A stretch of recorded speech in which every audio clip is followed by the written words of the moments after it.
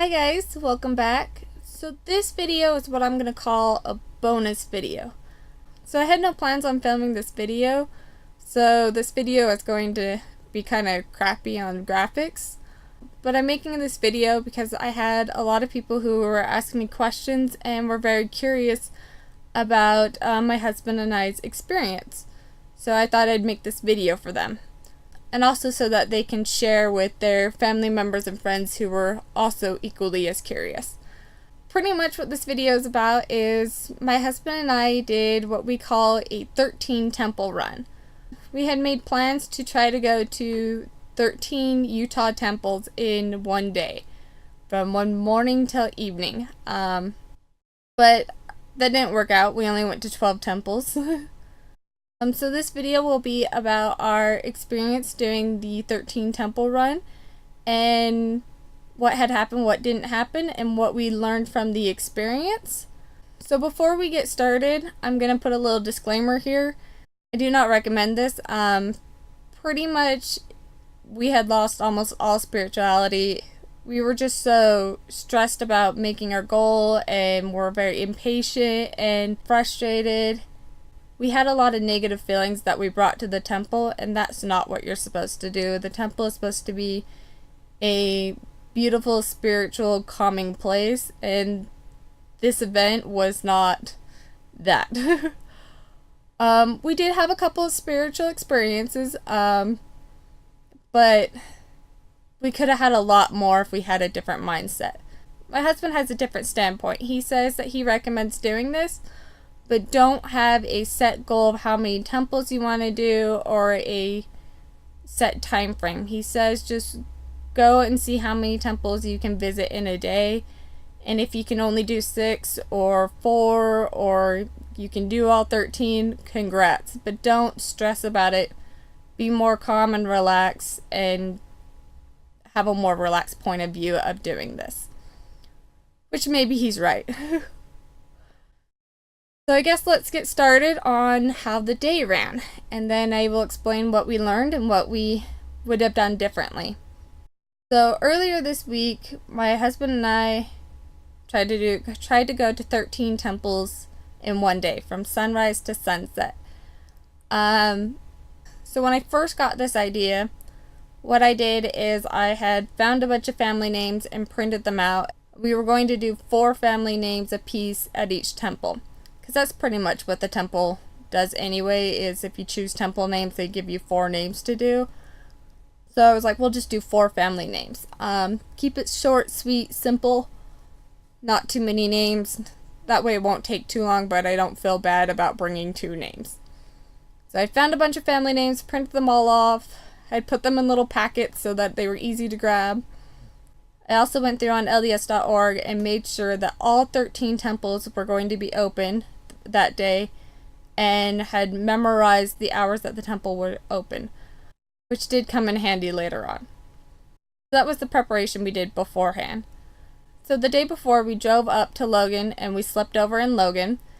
So the next morning we woke up a little later than I had planned. I tried to not let that bring us down. So we hurried and grabbed a quick breakfast and got dressed and ran over to the temple. And then my temple recommend wouldn't work. The guy kept trying to scan my temple recommend, and it wouldn't work. And I felt so embarrassed because I knew I just got a brand new temple recommend the Sunday before all this. So I was like, I have a brand new one, so we didn't run into any hiccups, and it wasn't working. So I finally realized after a few minutes that I accidentally gave him my old temple recommend. So I grabbed my new one and gave him my new one instead of my old one. I should have left my old one at home. And it worked, and we were allowed in.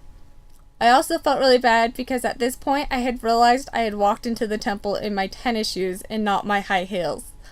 The Latter-day Saints believe that we should go to the temple in our Sunday best clothing to show respect and to be in the right state of mind. And I wasn't in my Sunday best shoes, and so I had felt guilty doing that. The temple workers told me it was okay, accidents happen, but I felt so guilty. But anyway, there was no line before us, which was great. So we did the 4 family names apiece and did the baptisms, did the confirmation, and left, and then hurrying drove to Brigham City. It was our first time going to the Brigham City Temple, so we didn't know where to park, and we didn't know where the doors to the baptisms were. So that kind of dampened our time a little bit, as we had to find parking, and then we were walking all over the temple trying to figure out how to get to the baptism section.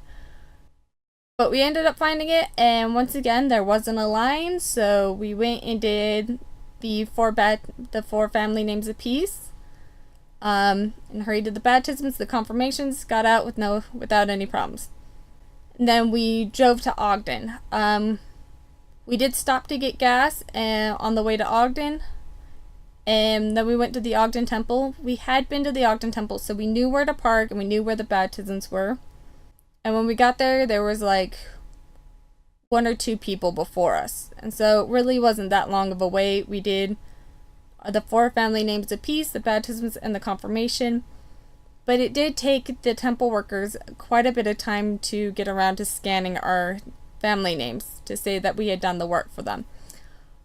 So this kind of put a little bit of a damper on our time, but at this point we didn't worry about it and we didn't care. So we got in the car and we drove to the Bountiful Temple. Once again, we have never been to the Bountiful Temple, so we didn't know where to park, and we didn't know where the baptism section of the temple was. So that took a bit of time. But once we found it, we got there and a youth group was there. A pretty big youth group. We weren't expecting the youth group. We thought school was still in session. We didn't realize that some schools had already gotten out for the summer. We still thought we had a week or till the end of the week. So we were not prepared for that. We didn't think we would run into any youth groups till after school got out, till 3 o'clock. So, yeah, we were not prepared. But we waited patiently for the youth group to be done doing their family names. And then we did our 4 family names apiece. And then waited for our names to be scanned. And then we got in the car and hurried and drove to Salt Lake. At this point, we were very concerned about how the rest of the day was going to go, because we were worried about running into more youth groups. But anyway, we hurried and drove to Salt Lake, and we once again had kind of a hard time finding a parking spot. But now we've learned about the underground parking, so that will help in the future. But we parked underground, we hurried and got to the temple, and once again there wasn't a line, so we were very thankful for that. And then we did the baptism and confirmation for the 4 family names, got in the car, and drove to the Jordan River Temple. At this point, the Jordan River Temple had been open for a week and a half. I had planned on the temple being busy. I didn't plan for everything else that happened. We got to the Jordan River Temple, and there was a massive youth group. It was the biggest youth group we ran into the whole entire day. And the temple workers, the Jordan River Temple, 3/4 of the temple workers are brand new. So they have very little idea of what they're doing, and it showed. Things were very disorganized. Nothing went in order. Workers were slow and really didn't know what they were doing. And they were not prepared for the massive youth group that was in line before us, and they were new. That you could tell everybody was new, and nobody really knew what they were doing. They were still learning and training on how to do their jobs. Wasn't a great experience. We were very frustrated and irritated the whole time that the temple workers didn't know what to do and how to do their jobs, that a lot of things in the temple weren't working out, and so we were very frustrated. So even if we weren't doing this temple run, I recommend not going to a new temple for a few months till the temple workers get adjusted to their job or their calling and know how things are supposed to work. Yeah, it was not a good experience. So it took us forever to be able to do baptisms and confirmations, and when we got done with that, it took a really long time to even have them scan our family name cards. And even then, our names got scanned before the youth group that was in front of us. It was pretty bad. the temple workers were pretty new. So we literally got there at like 1:28 and we walked out at 3:31. So we were literally there for 2 hours. We had not planned to be at a temple for 2 hours. At this point, we decided to ditch doing family names. It was just taking too long to do family names versus doing temple names. So we felt bad, but we decided to ditch doing the family names. But we hurried and got in the car and drove to the Ogre Temple. And we got there, and once again, there was a pretty big youth group. So that took a huge chunk out of our time. But we hurried and did temple names. But while we were doing the temple names, we had a good spiritual moment. This is our first spiritual moment of the day. But we hurried and did those temple names, and we ran to the car and realized, at this point, we realized we weren't going to be able to do the Manti Temple. It was after 3 o'clock. Every temple is going to have youth groups from here on out because school's out, and that's what young women and young men do when they are out of school. They go and do the baptisms and confirmations. So we had decided that while we were in the Draper Temple that we would reevaluate our plan. But on the drive to the Draper Temple, Bangerter Highway, there was a major accident. A semi-truck had rolled over and it hit the box that controls the light system. So we had cops that were directing traffic and a semi-truck who was blocking several lanes. So we had not planned on that. So that took a good chunk out of our time.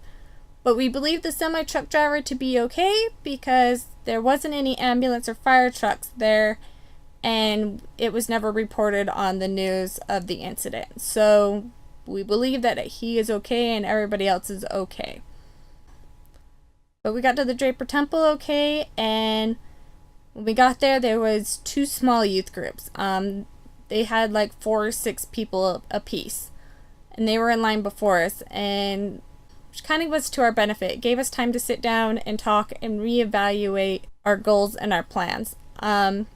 This is the point where memorizing the temple hours and knowing the temples really came to our advantage. So we knew we weren't going to do the Manti Temple, and at this point we weren't even sure how many more temples we were going to be able to do. Just because rush hour was about to begin, and we knew we only had 3 or 4 more hours left of being able to do this. And every temple at this point was probably going to have youth groups. And we knew that the Timpanogos Temple is always busy and that they were open till 9:15. We had known that the 2 Provo temples are pretty dead and they closed at 8 and 9 o'clock. And the Payson Temple, we were hoping they would possibly be a slower temple because they're in a smaller town, but we also knew that they closed early. They closed at like 8 o'clock that day. We knew if we went to the Timpanogos Temple, it was probably less likely we were going to be able to go to all 4 temples, or even less. We weren't sure about Payson or Provo, and so but we also knew like the drive down to Payson was going to cut out a huge chunk of our time, or staying in the Timpanogos Temple was going to cut out a huge chunk of our time. So we took a gamble. We decided to take a gamble and go to the Payson Temple first because they closed earlier and we hadn't been to the Payson Temple that much. And it was worth to us going to the Payson Temple and working our way up because we loved the Provo ones and we didn't know much about the Payson Temple versus we knew more about the Timpanogos Temple. That was the gamble we decided to take. And when we had finished our plan, it was our turn, and we did our baptisms and confirmations at the Draper Temple, and we got in the car and drove to Payson. When we got to the Payson Temple, another big youth group were checking in. And at this point, we both looked at each other and we were like, we're not going to make it. We're going to be lucky if we can even do 1 or 2 more temples after the, we'll be lucky if we can do another temple after this one. But we had already decided we would just keep going, and however many we could do was however many we could do. We were pretty sure we were only going to be able to do this temple, and if we were lucky, 1 more.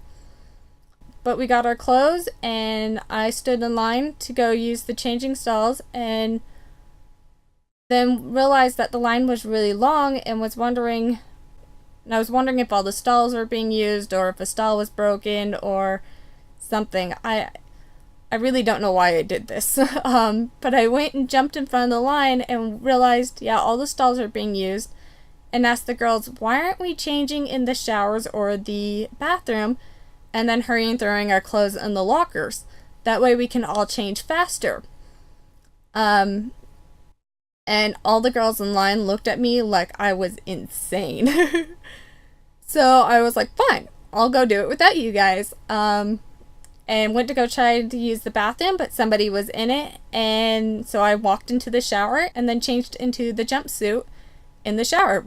As soon as I got done changing, a girl walked out of one of the changing stalls, and I hurried and walked in, threw my clothes in the locker as fast as I could. And when I was walking out of the changing stall, all the girls looked at me and was like, that's a really smart idea, why didn't we think of that? At this point, I was totally facepalming. So I walked out of the bathroom and saw my husband and realized he had pretty much done the same thing. And we were pretty lucky to come up with that idea. We were pretty smart to come up with that idea. Because youth groups generally wait for everybody to be done changing before they start doing baptism and confirmation. Whereas we were a group of 2, we didn't have to wait for anybody more, and we could jump in line and do baptisms and confirmations. And we did the temple names, we did baptisms and confirmation, and by the time we were done doing baptisms and confirmation for the temple, the youth group was finally done changing, and they were just getting around to getting started. So that actually came out to being in our advantage. So we hurried and left the Payson Temple and drove to the Provo City Center Temple. And when we got there, we were so afraid of running into another youth group, but when we got there actually wasn't a line. We hurried and did baptism and confirmation for temple names and got out there pretty quickly. We hurried and drove that 2.5 miles to the other Provo temple. And we got there, and once again, we were first in line. There wasn't a line, so we were first. While we were doing baptisms, the temple worker asked us if we wanted to do more, because there wasn't a line behind us. We thought, sure, why not? We still have an hour to get to the Timpanogos Temple before they close. They closed at 9:15. It was 8:16. So we're like, yeah, we have an hour. Sure, we'll do a couple more names. And we hurried and did a couple more names, and then we did the confirmation, and we got out, and then we ran to our car, and then we hurried and pulled up our GPS, and it said it was 23-minute drive from Provo Temple to the Timpanogos Temple. And the Timpanogos Temple, and it said our arrival time was going to be about 8:50, 8:55. We're like, okay, that's great. The temple doesn't close till 9:15. So we drove to the Timpanogos Temple. We got there literally at 8:55, 5 minutes till 9 o'clock. And we walked inside the temple, and we went to go open the baptism door, and it was locked. And I was livid at this point. I was so mad. It was 5 minutes to 9 o'clock. They say online that the temple doesn't close till 9:15, which to me says that the door is open till 9:15. And the door is not open. They still had 20 minutes till 9:15. But I kept that rage bottled inside, and the lady was sitting next to the baptism door, and she goes, oh, do you guys want to do baptisms? And we very calmly and very pleadingly said, yes, we would love to go and do baptisms. If we were able to do baptisms and confirmations today, this would be our 12th temple that we've been to today. She was pretty shocked that it was our 12th temple for the day. And she said, hold on a minute, let me go talk to some people and see what I'm going to be able to do. And she went and talked to a few people and came back and said, yep, you're ready to go. They have a youth group that's finishing up down there and you can just join them. We were so thankful that she had done whatever she needed to do to let us be able to do baptisms and confirmation. We got down there and we thanked everybody so much for letting us be able to do baptisms and confirmations. And so we hurried and did the baptisms and confirmations for family names. I decided since this was our last temple of the day, why not bring family names? So I grabbed one of the stacks of family names and we went and did family names. And then while we were waiting for our names to be scanned saying that we did the work, it was so surreal to just sit there and realize we were the last people of the day. And how calm and empty, and the every time we've ever gone to the Timpanogos temple, it's always been super busy and always had a huge long line. So it was so cool to see it so empty and calm. It was a really cool experience to be the last people of the day at a temple. It was so cool. But we got our names scanned and handed back to us, and we walked up the stairs, and while we were leaving the temple, we came across that lady again. She asked if we were able to do baptisms and confirmation, and we said, yes, thank you so much. And then she told us that her son is actually a temple worker, and he worked at the front desk in the baptism and confirmation section, and that's how she was able to get us to be, and that's how she was able to let us do baptisms and confirmation. It was just one of those, timing was everything. If she didn't happen to be there waiting for her son, we wouldn't have had this opportunity. Nobody would have known.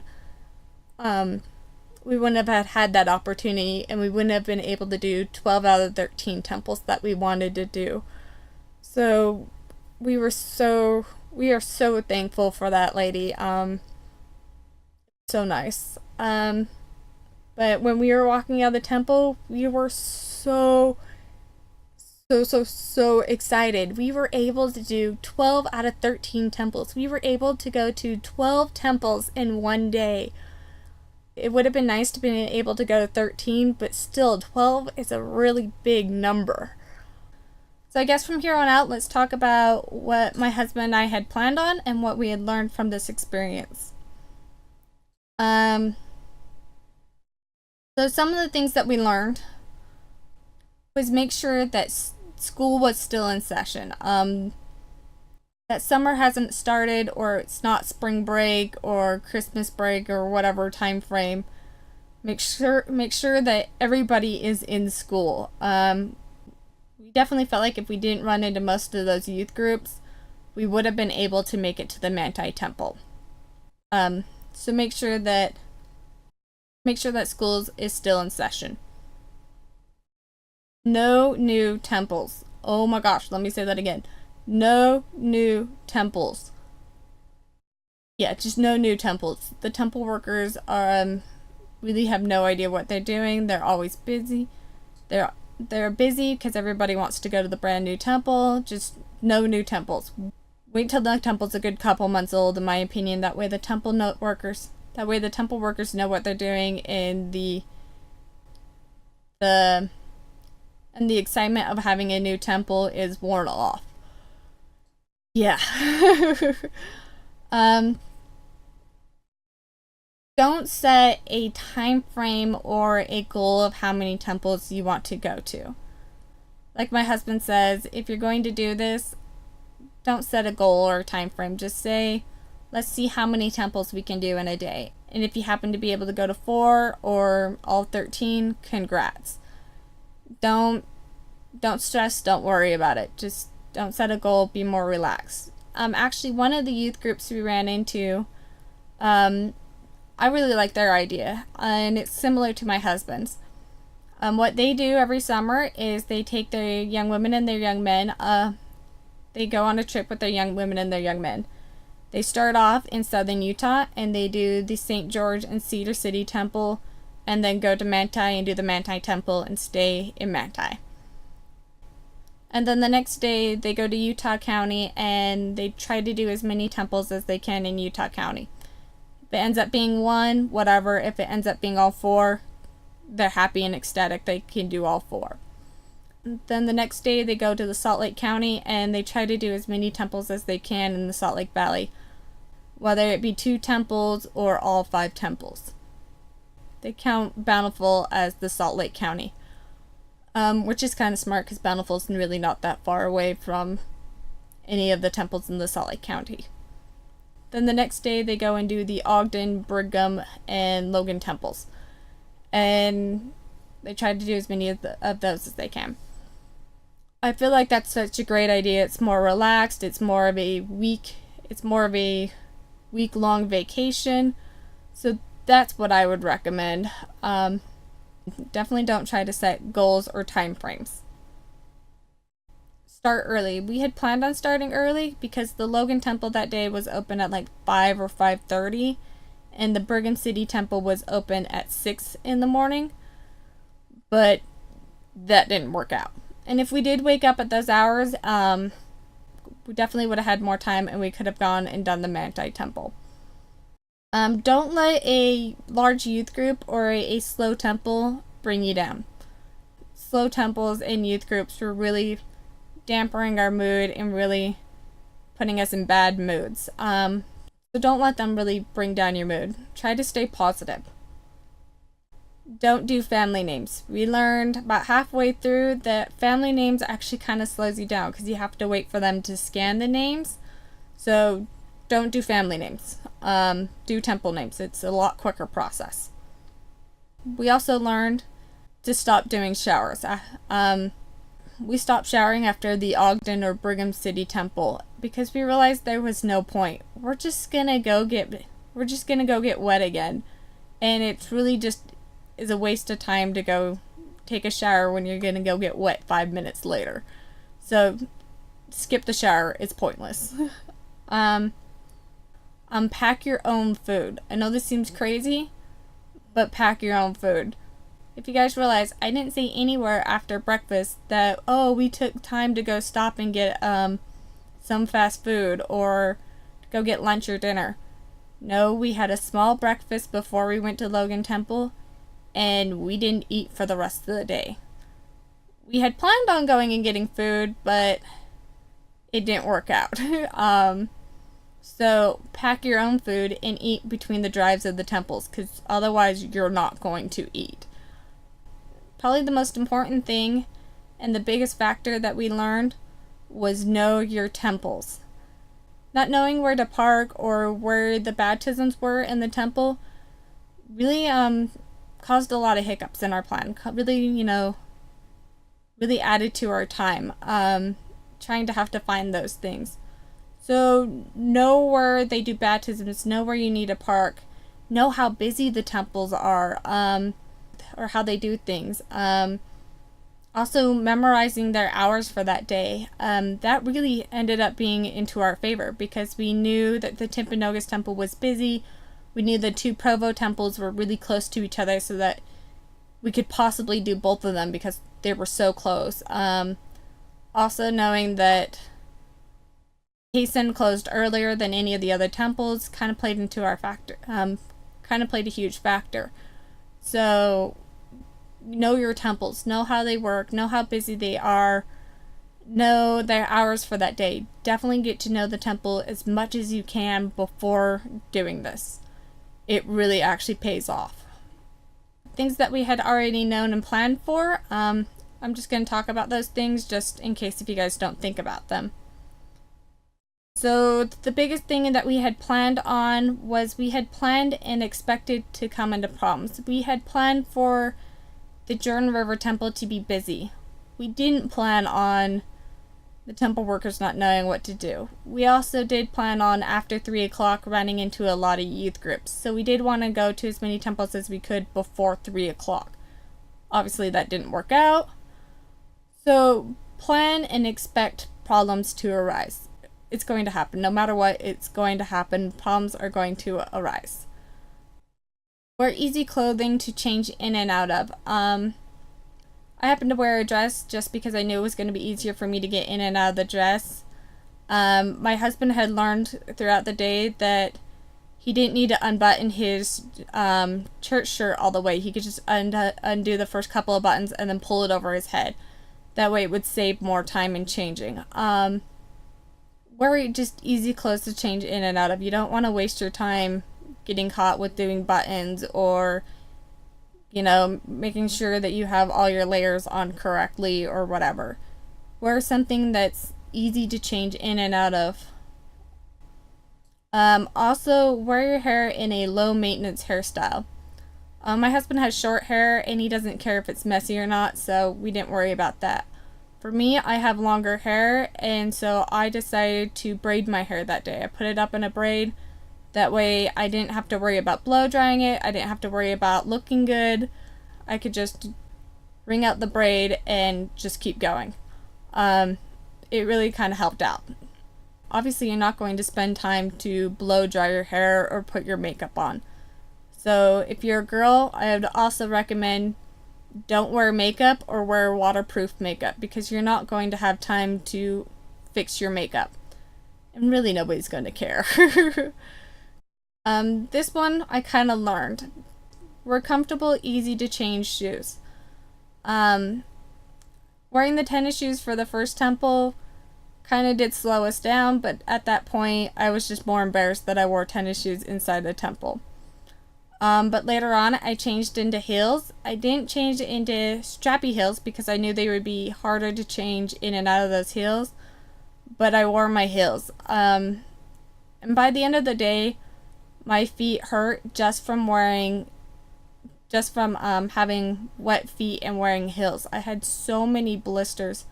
I have so many blisters on my feet from my wet feet rubbing the shoes. And the running in the hills weren't really easy. There was a couple of times where I literally took off my heels so I could book it across the parking lot so we could get to the car faster. So wear easy, comfortable shoes because you're going to get blisters from having wet feet inside your shoes. I think that's pretty much it of what we had learned and what we had planned on. So I guess I'll give you the statistics report. So we had started and got to the Logan Temple at about 7:30 in the morning, and we had walked out of the Timpanogos Temple at 9:30 at night. So we went to 12 temples in 14 hours. Yeah, 12 temples in 14 hours. We had ended up doing 105 baptisms. 56 of them were family names, 49 of them were temple names. We ended up doing 75 confirmations, 56 of them being family names and 31 of them being temple names. Yeah, that's pretty much everything. So I hope this video was helpful and you guys enjoyed it. If you guys have any recommendations, please comment below. I would love to learn. I do plan on doing this again, but once the Saratoga Springs and the Layton Temple are built, that way I can try to do 15 temples. If you have any questions, please comment below. I'll try to get back to you as soon as I can. And I hope you all have a beautiful week. Bye!